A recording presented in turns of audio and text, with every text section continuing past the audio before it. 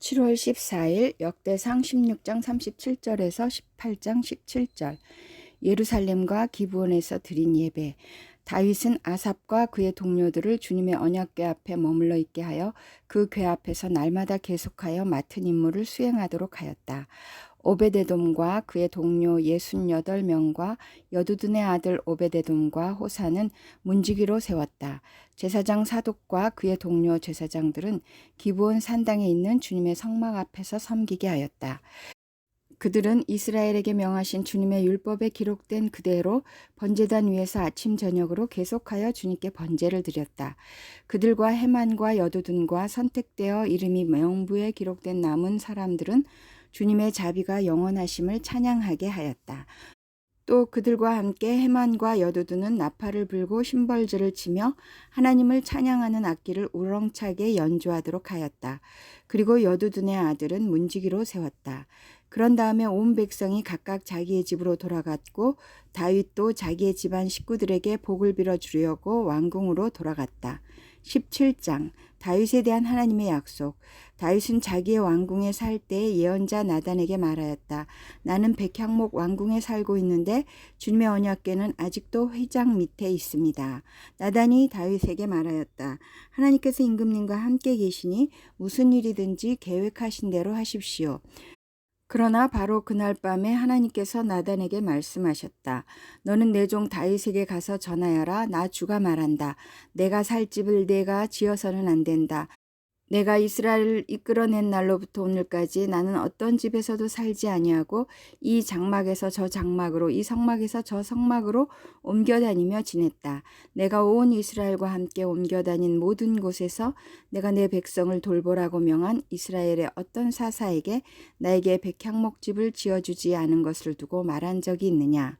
그러므로 이제 너는 내 종 다윗에게 전하여라.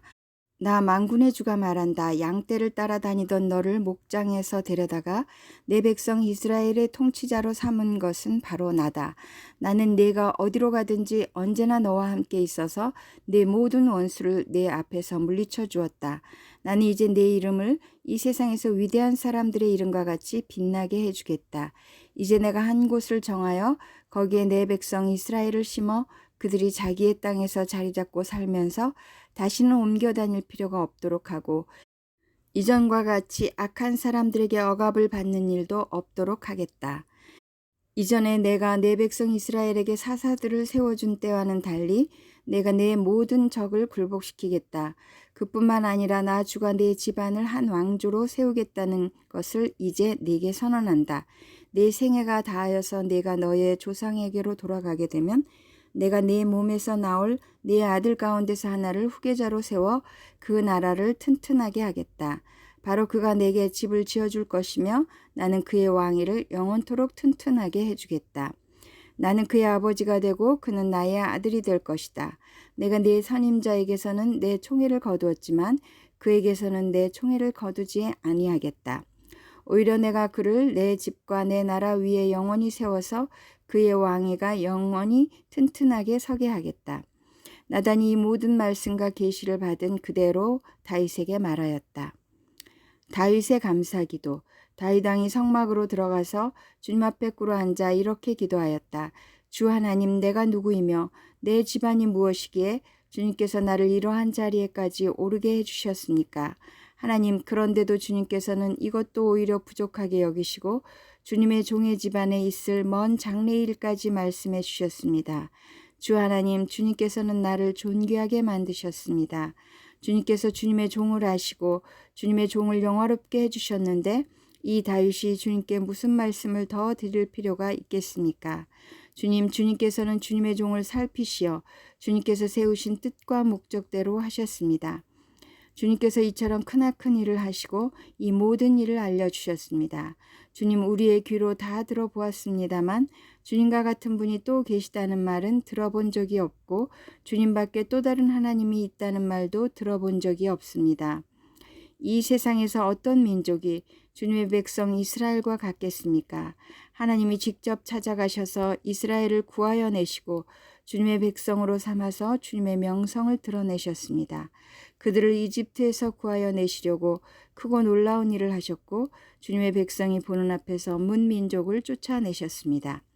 주님께서는 이렇게 주님의 백성 이스라엘을 영원히 주님의 백성으로 삼으셨고 주님께서 그들의 하나님이 되셨습니다.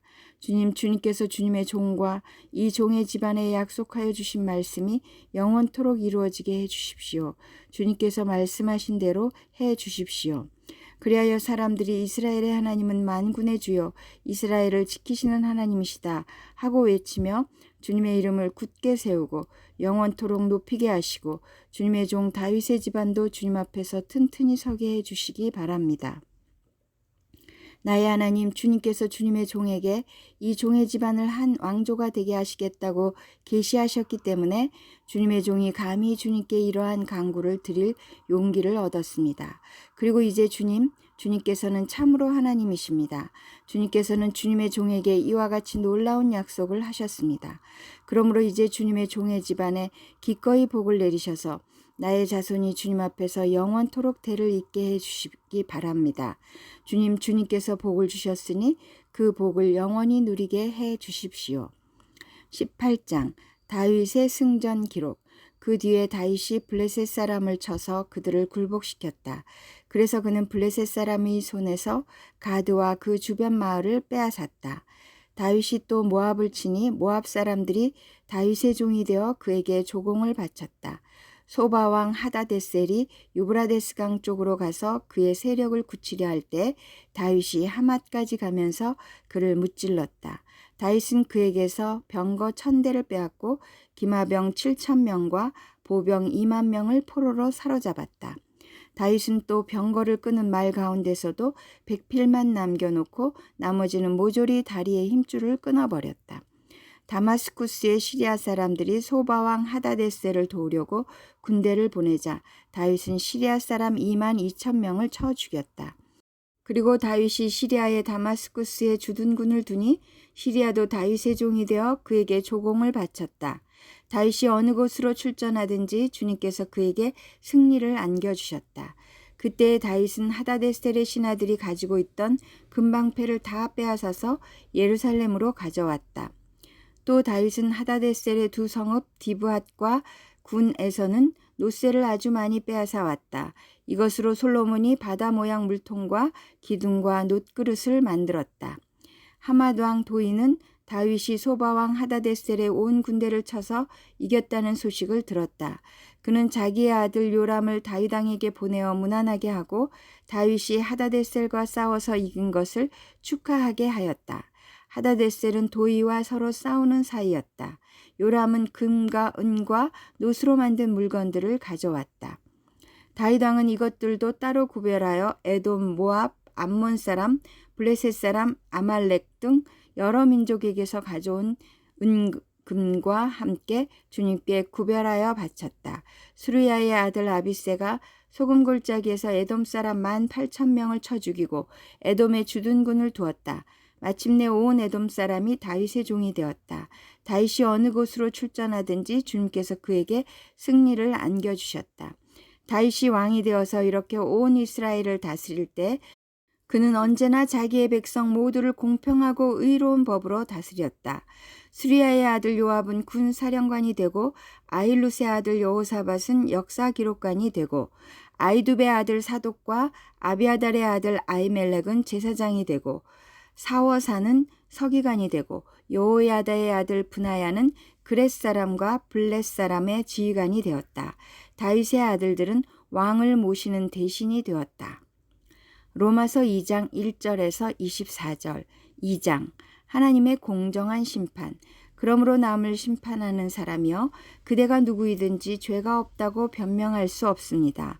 그대는 남을 심판하는 일로 결국 자기를 정죄하는 셈입니다. 남을 심판하는 그대로 똑같은 일을 하고 있기 때문입니다. 하나님의 심판이 이런 일을 하는 사람들에게 공정하게 내린다는 것을 우리는 압니다. 이런 일을 하는 사람들을 심판하면서 스스로 그런 일을 하는 사람이여 그대는 하나님의 심판을 피할 수 있을 줄로 생각합니까? 아니면 하나님께서 인자하심을 베푸셔서 그대를 인도하여 회개하게 하신다는 것을 알지 못하고 오히려 하나님의 풍성하신 인자하심과 너그러우심과 오래 참으심을 업신여기는 것입니까? 그대는 완고하여 회개할 마음이 없으니 하나님의 공정한 심판이 나타날 진노의 날에 자기가 받을 진노를 스스로 쌓아 올리고 있는 것입니다. 하나님께서는 각 사람에게 그가 한 대로 갚아주실 것입니다. 참으면서 선한 일을 하여 영광과 존귀와 불멸의 것을 구하는 사람에게는 영원한 생명을 주시고 이기심에 사로잡혀서 진리를 거스르고 불의를 따르는 사람에게는 진노와 분노를 쏟으실 것입니다. 악한 일을 하는 모든 사람에게는 먼저 유대 사람을 비롯하여 그리스 사람에게 이르기까지 환난과 고통을 주실 것이요 선한 일을 하는 모든 사람에게는 먼저 유대 사람을 비롯하여 그리스 사람에게 이르기까지 영광과 존귀와 평강을 내리실 것입니다. 하나님께서는 사람을 차별함이 없이 대하시기 때문입니다. 율법을 모르고 범죄한 사람은 율법과 상관없이 망할 것이요 율법을 알고 범죄한 사람은 율법을 따라 심판을 받을 것입니다. 하나님 앞에서는 율법을 듣는 사람이 의로운 사람이 아닙니다. 오직 율법을 실천하는 사람이라야 의롭게 될 것이기 때문입니다. 율법을 가지지 않은 이방 사람이 사람의 본성을 따라 율법이 명하는 바를 행하면 그들은 율법을 가지고 있지 않아도 자기 자신이 자기에게 율법입니다. 그런 사람은 율법이 요구하는 일이 자기의 마음에 적혀 있음을 드러내 보입니다. 그들의 양심도 이 사실을 증언합니다. 그들의 생각들이 서로 고발하기도 하고 변호하기도 합니다.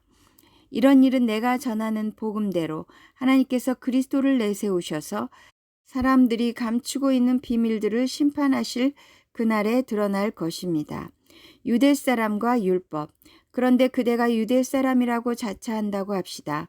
그래서 그대는 율법을 의지하며 하나님을 자랑하며 율법의 가르침을 받아서 하나님의 뜻을 알고 가장 선한 일을 분간할 줄 알며 눈먼 사람의 길잡이요 어둠 속에 있는 사람의 빛이라고 생각하며 지식과 진리가 율법의 구체화된 모습으로 들어있다고 하면서 스스로 어리석은 사람의 스승이요 어린아이의 교사로 확신한다고 합시다. 그렇다면 그대는 남을 가르치면서도 왜 자기 자신은 가르치지 않습니까? 도둑질을 하지 말라고 설교하면서도 왜 도둑질을 합니까? 간음을 하지 말라고 하면서도 왜 간음을 합니까? 우상을 미워하면서도 왜 신전의 물건을 훔칩니까? 율법을 자랑하면서도 왜 율법을 어겨서 하나님을 욕되게 합니까? 성경이 기록한 바 너희 때문에 하나님의 이름이 이방 사람들 가운데서 모독을 받는다 한 것과 같습니다.